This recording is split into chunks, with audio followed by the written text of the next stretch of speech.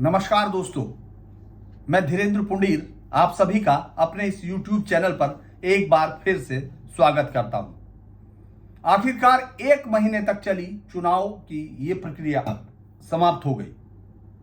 आज आखिरी चरण का चुनाव संपन्न हुआ और मैं आजमगढ़ में दिन भर मुबारकपुर, सिगड़ी, सदर, अलग अलग सीटों पर घूमता रहा कि आखिर क्या चल रहा है। दीदारगंज और तमाम चीज़ों का जो मैं पहले भी बता चुका, शायद मुझे लगता है कि अपने इस YouTube चैनल पर भी मैंने बताई। हालांकि 7वें फेज़ का जो एक डाटा एनालिसिस है वो मैंने नहीं किया था क्योंकि लगातार बिजी थे। और उसके बाद कल योगी आदित्यनाथ जी का एक आधे घंटे का इंटरव्यू लाइनअप था, तो वो सब किया। उसको करने के लिए बनारस छोड़कर वापस आना पड़ा और गोरखपुर उनके मठ में ये इंटरव्यू हुआ और उसके बाद फिर वापस आजमगढ़, यानी बनारस नहीं जा पाए। उससे पहले जो माहौल देख रहे थे, पहले उम्मीद थी कि बनारस में देखेंगे। आखिर 6-7 फेज के इस चरणों के बाद ये सवाल बार बार आता रहा कि कौन आगे है। आप लोग भी पूछते रहे और मैं आपको फेज वाइज बताता रहा कि बीजेपी को एज है, बीजेपी को एज है। आज जब मैं रास्ते में था तो उसी वक्त लाइव भी था, अलग अलग जगह पर लाइव भी होता रहा। मैंने जयपुर डायलॉग में भी बातचीत आप लोगों के साथ की और तब भी मैं यही कह रहा था। आज भी मेरा यही आकलन है कि 225 से बीजेपी शुरू करेगी। तो मुझे लगता है कि आज आप सभी लोग, जो लोग इसको देख रहे हैं, वो ये सब जरूर मान रहे हैं कि बड़ी विक्ट्री हो रही है। तमाम अगर हम लोग एग्जिट पोल्स के अनुमान पर जाते हैं और उनको ये मान लेते हैं कि वो रिजल्ट में तब्दील होंगे, तो योगी आदित्यनाथ उत्तर प्रदेश के पहले मुख्यमंत्री होंगे जो अपने आप को रिपीट करेंगे, अपनी सरकार को वापस लाएंगे और 1985 के बाद कोई पार्टी होगी जो अगली बार रिपीट कर रही है। यानी कई सारे आपको दिखेंगे। इस सरकार ने मिथक तोड़े। योगी आदित्यनाथ नोएडा तक गए, जहां जाने के बाद कोई मुख्यमंत्री नहीं बनता। योगी आदित्यनाथ ऐसी तमाम जगह पर गए, उन्होंने भगवा पहना, उन्होंने सीधे तौर पर बयान भी दिए। वो रिश्ता जो मुस्लिम समाज के साथ है उसका जवाब उन्होंने उसी तरह दिया, तुर्की बतुर्की दिया। और मैं लगातार आप लोगों से, अगर आप चाहकर वापस देखना चाहें तो आप देख सकते हैं कि पहले दिन से एक बात ही कह रहा हूं कि इस पूरे इलेक्शन में योगी की लहर है और उनके विधायकों के खिलाफ लोगों के अंदर एंटी इनकम्बेंसी है और इस लहर में जो ऊंची होगी वो जीत जाएगी। और चूंकि 1991 के बाद, मैं इसलिए कह रहा हूं कि आप में से बहुत सारे लोगों को शायद याद ना हो, मैं उस समय पढ़ता था और उसीलिए मुझे अखबारों की कटिंग्स याद है और उस समय की लोकप्रियता याद है कि जो कल्याण सिंह के पास लोकप्रियता थी, मुझे लगता है कि योगी आदित्यनाथ उससे आगे या उसके करीब पहुंच चुके हैं। उस लोकप्रियता को आप कास्ट बैरियर को तोड़ते हुए देखते हैं, आप उस लोकप्रियता को जातिगत बैरियर तोड़ते हुए देखते हैं और धर्म का बैरियर भी तोड़ते हुए देखते हैं। हालांकि मैं दूसरे किसी की बुराई या किसी के बारे में बात करने से परहेज करता हूं। पहले तो हम इस पर बात करते हैं कि आखिर क्या क्या मुद्दे इस इलेक्शंस में रहे।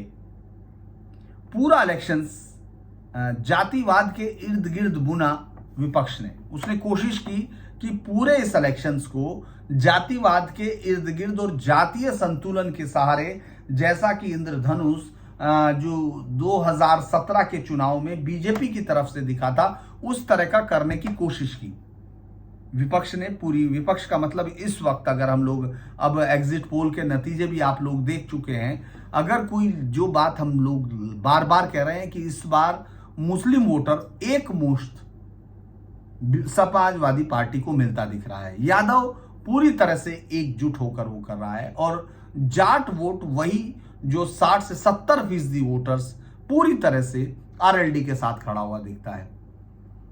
लेकिन क्या ये वाकई जीत का गणित बनाते हैं, जो बार बार हम सवाल कर रहे हैं?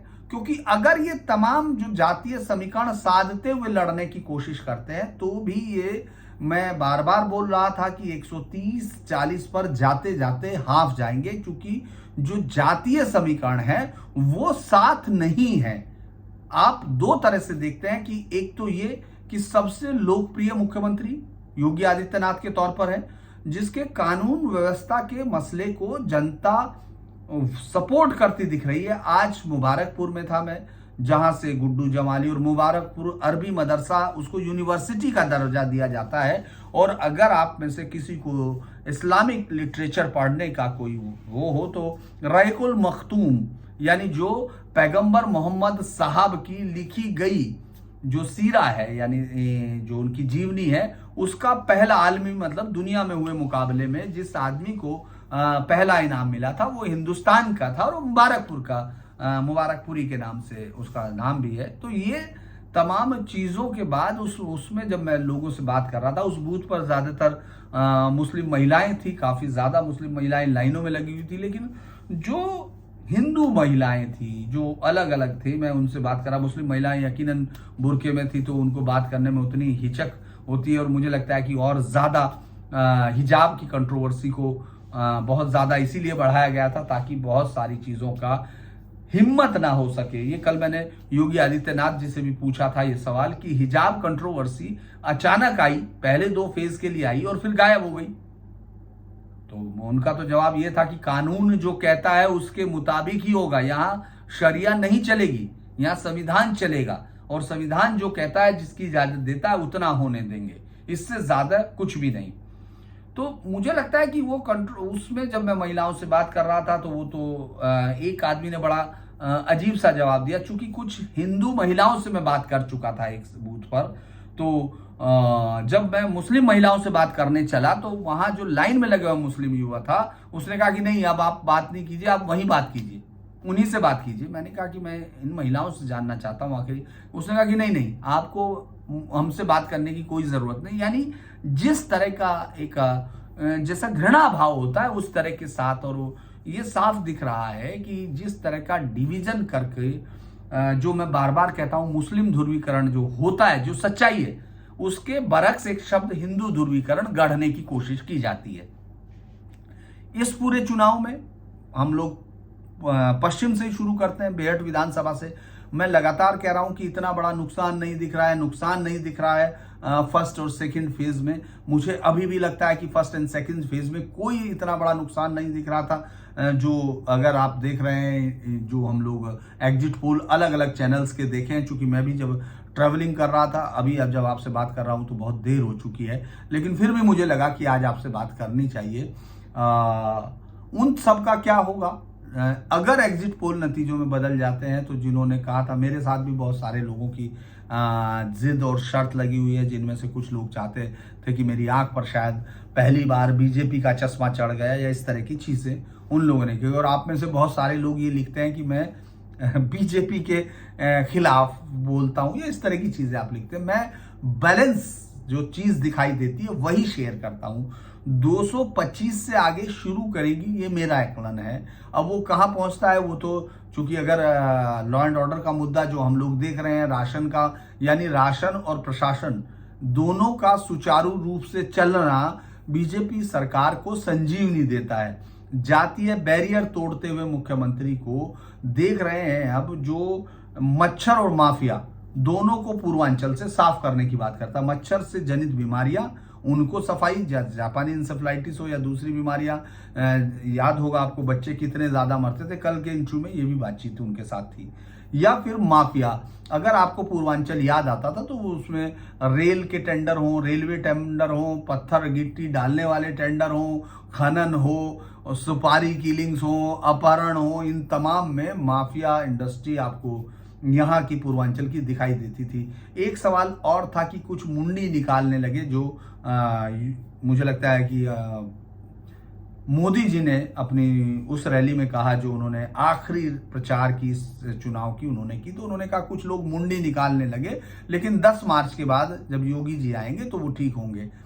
एक और सवाल मेरे जहन में आता है कि अगर ये वापस आ जाते हैं इस तरह से जिस तरह से एग्जिट पोल दिखा रहे हैं, क्योंकि वापस आ रहे हैं 225 सीटों से ऊपर जाएंगे, ये तो मैं ही कह रहा हूं बार बार, लेकिन अगर इस तरह आते हैं जिस तरह एग्जिट पोल के नतीजे आए तो क्या मनोवर राणा ने कोई नया मकान खोज लिया है? क्योंकि उसको तो शहर से बाहर जाना है, वो तो यूपी में रहेगा नहीं। और बहुत सारे लोग भी दरअसल इस चुनाव के बाद इस प्रदेश की राजनीति, मैं इस बात को पूरे दावे के साथ कह सकता हूं कि बदल जाएगी। आप एक बड़ा बदलाव देखेंगे अगर योगी आदित्यनाथ इस तरह आ रहे हैं, जिस तरह के आंकड़े अभी पोल्स दिखा रहे हैं। योगी आदित्यनाथ आ रहे हैं तब भी ये राजनीति आपको बदली हुई दिखेगी, क्योंकि मेरे इलाके में बहुत लोग इस तरह मजाक में वो बोलते हैं, उनका ह्यूमर बहुत तेज है। बहुत सारे मुस्लिम्स से जब मैं पूछ रहा था तो उनमें से एक ने बहुत हंसते हुए कहा कि इसके बाद समाजवादी पार्टी को देने के लिए हमारे पास कुछ बचेगा नहीं, क्योंकि जो पेट का बच्चे हैं उसको छोड़ के सबको तो हमने लाइन में लगा के वोट कर दिया है। ये बहुत बात मजाक की थी लेकिन गंभीरता के साथ थी, क्योंकि इस बार के चुनाव बाइपोलर इलेक्शंस की तरह हो रहे हैं। बंगाल मॉडल को यहाँ फॉलो किया जा रहा था और बहुत सारे सोशल मीडिया पर आपको दिखेंगे जो योगी यहाँ फंस गए, योगी वहां फंस गए, उनकी जानकारियां क्या होती थी, उनके डाटा क्या होते थे, वो तो मैं नहीं जानता हूं, क्योंकि मैं उसको मेरे पास जब भी कोई चीज आती है तो मैं आपको रेफरेंस के साथ देने की कोशिश करता हूं, क्योंकि मेरे लिए आप लोगों से बात करना एक पुनीत कार्य है। मैं उसको ये नहीं मानता कि इससे मेरा आप यूट्यूब का चैनल चला देंगे या मुझे बहुत सारे व्यूअरशिप मिल जाएगी। वो मिलती है तो अच्छी बात है, क्योंकि आपको अपने विचार अगर आपको लगता है कि उस पर सवाल जवाब होते हैं तो मुझे लगता है अच्छा है। आज मैं शेयर चैट पर भी जब कर रहा था तो लगभग जो लोग देख रहे थे, लगभग 42,000 लोग जो उसमें जुड़े हुए थे, उन लोगों को भी मेरा सिर्फ यही बात मैं साफ कह रहा था कि जो क्लैरिटी के साथ आपसे बात कर रहा हूं मैं, उसका रेफरेंस है, वो मौजूद रेफरेंस है। तो आवारा पशुओं का मुद्दा, बेरोजगारी का मुद्दा, इन सब के बीच में कोरोना का मुद्दा कहीं नहीं था। वो कोरोना जो मुझे लगता है कि जिसकी तस्वीरें दुनिया के हर अखबारों में छपवा कर विपक्ष को लगा कि वो वहां से वोट लेने होंगे, मुझे लगता है वोट यूपी से लिया जाना था। जातीय आधार पर जो जमात इकट्ठी की गई थी उसके पास कन्विंस करने का बहुत कम मटेरियल था, क्योंकि 4.5 साल तक अखिलेश यादव बाहर नहीं निकलते हैं, वो ट्वीट से बात करते हैं।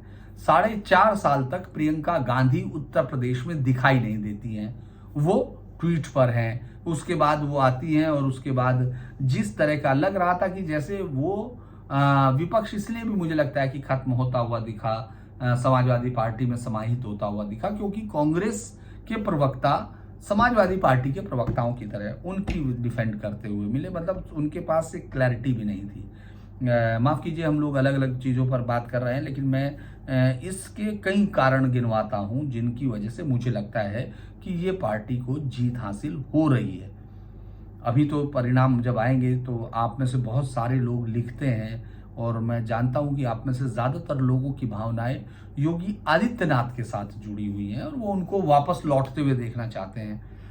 महिलाओं की वोटों की तादाद और संख्या बहुत बड़ी थी, लाइनों में लग रही थी। और माफ कीजिएगा, मैं मुबारकपुर वाली बात घटना को बोल रहा था, तो जब वो महिलाओं के साथ मैंने बात की, जो हिंदू महिलाएं थी, जो गांधी इंटर कॉलेज की मैं बात कर रहा हूँ, अगर किसी को चेक करना हो, इसलिए मैं बोल रहा हूँ क्योंकि बहुत सारे लोग ऐसा होता है, उनको लगता है कि कोई भी पत्रकार इसी तरह बोलते हैं, उनको यही आदत हो गई यूट्यूबर से सुनने की कि अपने इन्फ्लुएंसेस को बता रहे हैं। मैं आपको नाम सहित बता रहा हूँ, गांधी इंटर कॉलेज मुबारकपुर में मैं था, तो वहां जो हिंदू महिलाएं थी, जो 2-3 महिलाएं उस समय सिर्फ लाइन में थी और 60-70 बुरके में महिलाएं, मुस्लिम महिलाएं लाइन से लगी हुई थी, तो एक लंबी लाइन थी। तो उनका ये कहना था, जब मैंने ऐसे ही बातचीत की तो उन्होंने ठोक के कहा कि हम योगी आदित्यनाथ को वोट दे रहे हैं, इसलिए वोट दे रहे हैं कि इन तमाम जगह पर हमको सुरक्षा का एहसास हुआ। एक मबासिर गंज आजमगढ़ का शहर के बीच में था, तो मैंने एक परिवार से पूछा, चूंकि बच्ची एक तो पहली बार ही वोट कर रही थी, वो भी यही बोली कि हम योगी जी को वोट कर रहे हैं, हम योगी जी को इसलिए वोट कर रहे हैं क्योंकि हमको सुरक्षा मिली है, आज हम शाम को आ रही हैं। तो मैंने पूछा भी, क्या अपने पिता के कहने पर वोट कर रही हैं? उनके पिता साथ में थे, तो उन्होंने एकदम पूरी ताकत से कहा कि नहीं, हम उनके कहने पर वोट नहीं कर रहे हैं। आज कांग्रेस के उम्मीदवार से भी मैंने बात की, वो शेयर भी किया है। मुझे लगता है कि आप लोगों की दिलचस्पी उन तरह की, हालांकि आप ही लोगों के कहने पर मैंने कोशिश की थी कि मैं फील्ड की रिपोर्टिंग को आप लोगों के साथ शेयर करूं, इसलिए मैं कई बार करता हूं, और वो, लेकिन मुझे लगता है उसमें आपका रुचि कम रहती है, देखने वाले लोग कम रहते हैं। वेस्टर्न यूपी में क्या जो मैंने लिखा था वो सही साबित हो रहा है, ये आपको देखना है जब रिजल्ट नतीजों में बदल जाएंगे। वो जो नतीजे हैं, माफ कीजिएगा, आज चूंकि देर बहुत हो रही, मुझे भी लगता है कि 12वीं पास करके इंटर में जब दाखिला लेंगे या इंटर पास करके जब 12वीं में लेंगे, इस तरह की बातें मैं भी करने लगा हूँ क्या। लेकिन ये स्लिप ऑफ टंग होती है।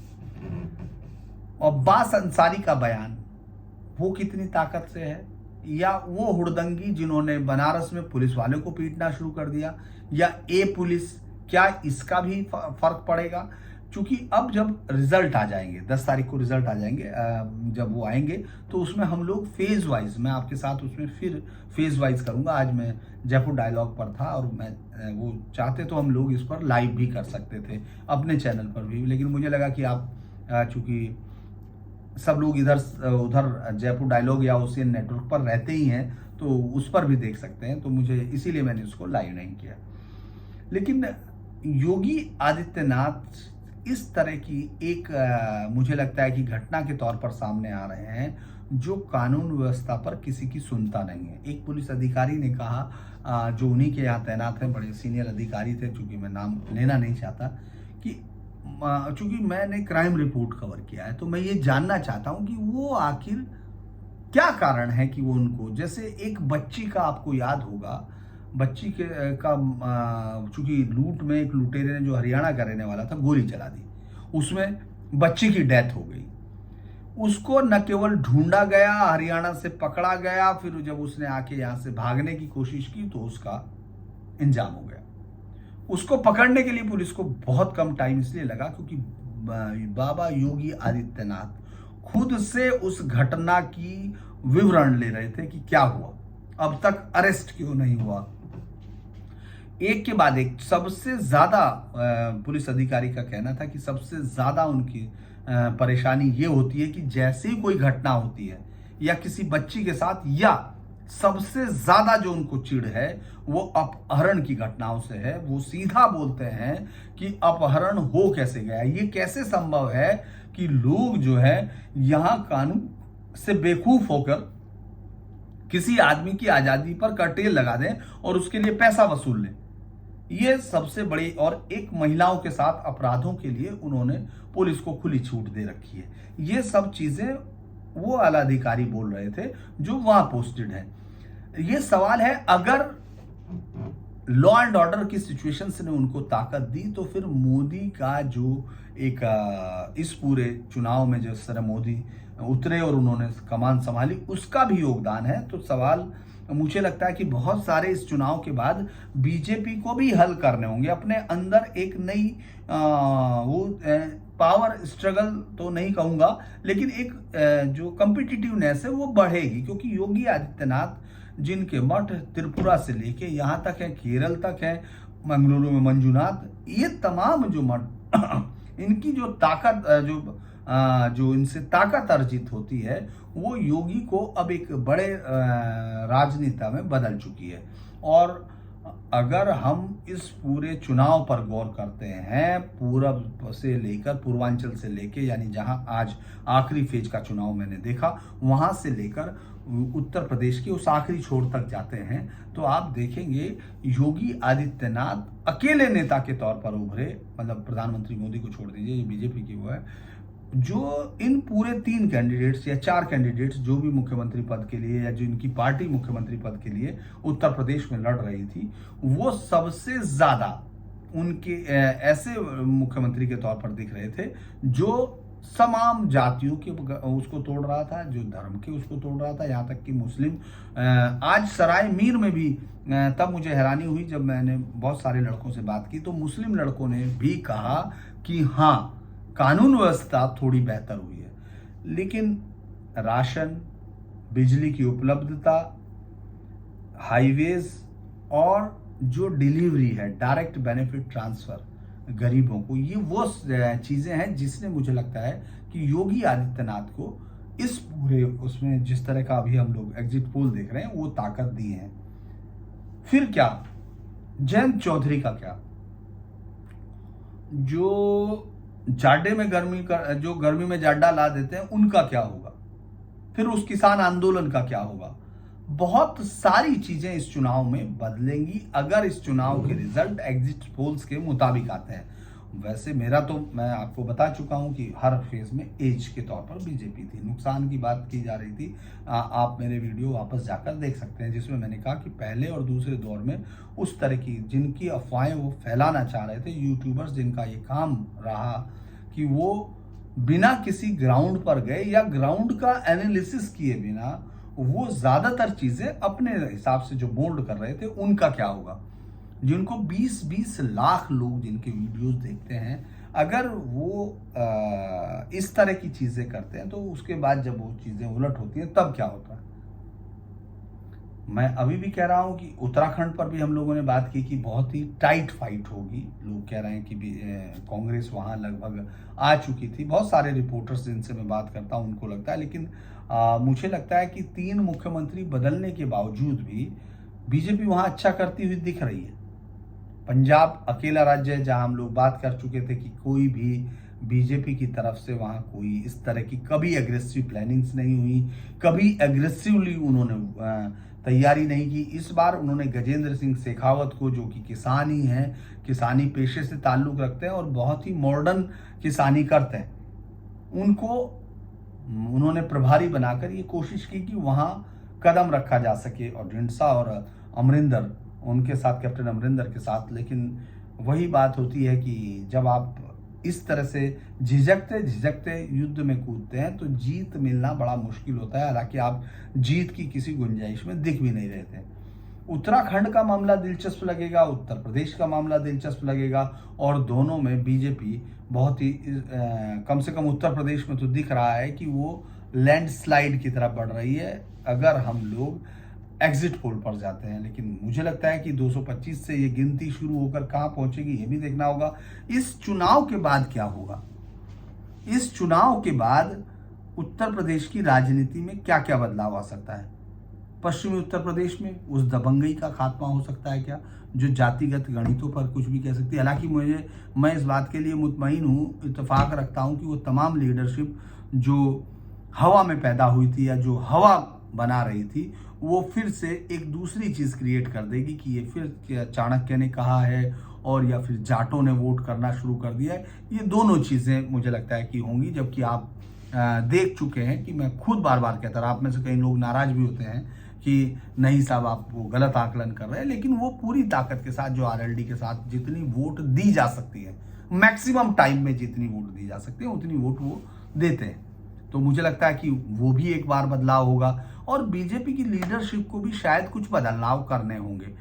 हालांकि अगर ये नतीजे इसी तरह आते हैं तो बहुत सारी चीजों में एक अच्छी चीज ये होगी, जिस तरह से हिंदू होने पर या अयोध्या पे मंदिर बनाने पर या मंदिर तक जाने तक जिस तरह की हिचक, जिस तरह के समय, जिस तरह के बयान, उन पर रोक लग जाएगी।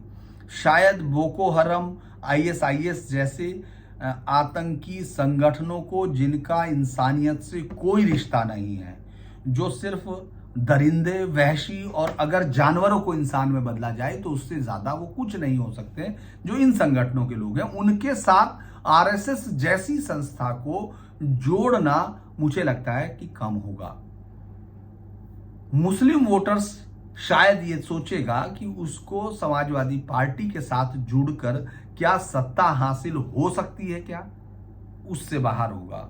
और दूसरी बात जो मैंने लगातार आप लोगों के साथ कई बार कहा कि अब जातियां, जो आइडेंटिफिकेशन, जो कास्ट आइडेंटिफिकेशन की पॉलिटिक्स है, उसमें जो नए लोग आए हैं, जो नए मसीहा नई जातियों के साथ जुड़े थे, नई जातियों का मतलब उनको एक पहचान दी थी, वो अब जातियां उनकी बंधक नहीं है। वो अजीत सिंह, चरण सिंह जी, अजीत सिंह और उसके बाद जयंत चौधरी की तरह एक परिवार के पल्लू से नहीं बंध गई। वो इंतजार करते हैं कि आप डिलीवरी कर रहे हैं या नहीं कर रहे हैं, क्योंकि सोशल मीडिया ऐसे साधन के तौर पर विकसित हुआ जो आपकी हर चीज के पक्ष में और विपक्ष में और झूठ और सच सबको सामने लाता है। तो लोग अब उससे अपने कंसेंस को बनाएंगे, तो ये भी एक नया होगा।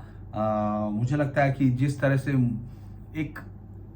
एक बड़ा जमात जो पत्रकारों की है, जो यूट्यूबर्स के तौर पर सिर्फ घृणा बिखेरती है, जिसको किसी भी इशू पर उस तरह देखने की जरूरत नहीं होती कि वो ये देखे कि आखिर इसमें क्या है, उस पर भी शायद रोक लगेगी। लेकिन ये सब बातें उस अनुमान पर हैं जो मुझे लगता है कि 10 तारीख को होगा। अखिलेश यादव क्या करेंगे? अखिलेश यादव जो विंडिक्टिव दिख रहे थे, मुझे लगता है कि वहाँ की पॉलिटिक्स में थोड़ा कुछ बदलाव वहाँ भी आएगा।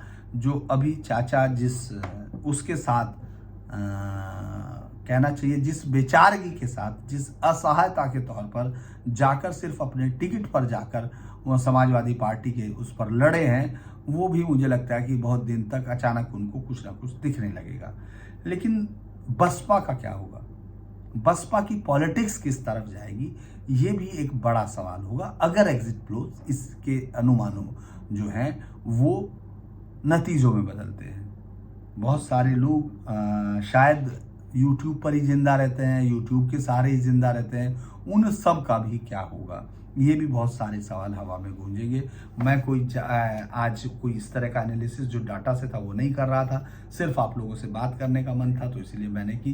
कल फिर हो सकता है, चूंकि अब मैं आजमगढ़ छोड़ के लखनऊ पहुंच चुका हूं और लखनऊ में 2 दिन तक यहीं रहना है, लोगों से मिलना है और फिर इंतजार करना है उस दिन का जिस दिन ये सब चीज़ें होंगी।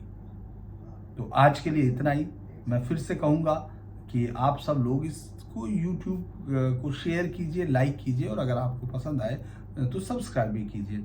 इसके अलावा मैं कल और आपके लिए एक वीडियो शूट किया हूँ, उसको कल शेयर करूँगा, आज तो नहीं करूँगा।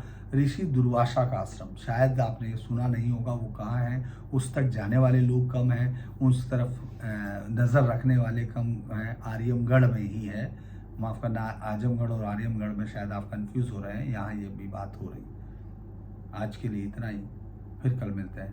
नमस्कार।